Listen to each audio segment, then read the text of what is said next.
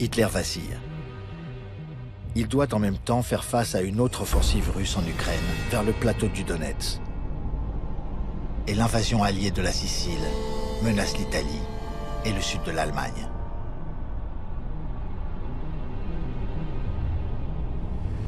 Pour Hitler, le danger est si grave qu'il prend le risque de s'envoler pour l'Italie du Nord, rencontrer son vieil allié, Mussolini, qui supplie le Führer de trouver une issue à la guerre. Hitler cherche à le rassurer par un monologue halluciné sur ses armes secrètes et ses nouveaux sous-marins.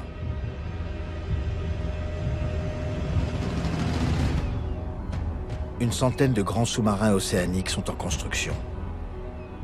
Bien plus performants, ils pourront rester beaucoup plus longtemps en plongée. Ils seront armés de torpilles acoustiques dont l'amiral anglais Cunningham dit avec inquiétude « Avec ça, ils vont tirer nos cargos comme des canards sur un étang. »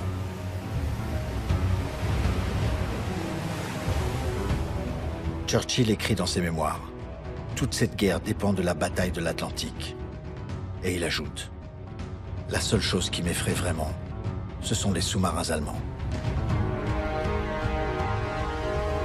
La plupart des sous-marins sont construits dans le port de Hambourg, deuxième ville d'Allemagne.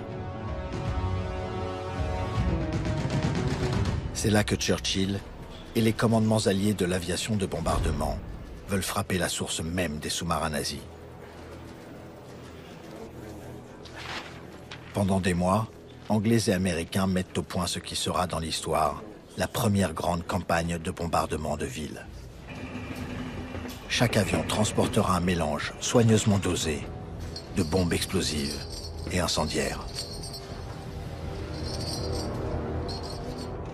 La logique de la guerre aboutit à cette terrible besogne, patiemment calculée et mise au point, pour qu'elle entraîne la pire des dévastations.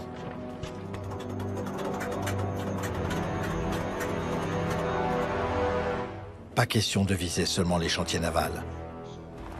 Il faut détruire tout. Le port, ses installations, ses usines et la ville autour, avec ses ouvriers, sa population. Tout ce qui peut servir le Reich d'Hitler.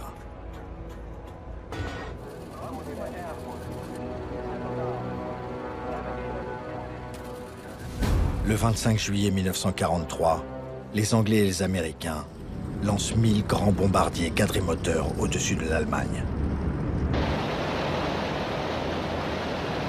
Objectif, Hambourg.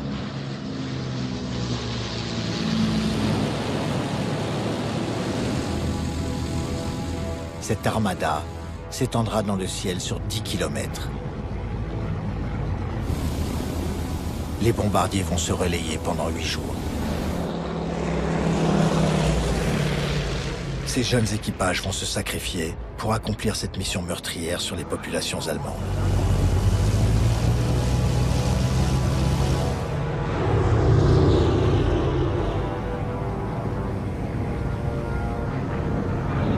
Un ouragan de feu tue sur le coup 40 000 personnes et fait 600 000 sans-abri. L'homme qui a organisé ce raid terrifiant est le général Arthur Harris. Il écrit « Les nazis sont entrés dans cette guerre sous l'illusion enfantine qu'ils allaient bombarder tout le monde et que personne n'allait les bombarder.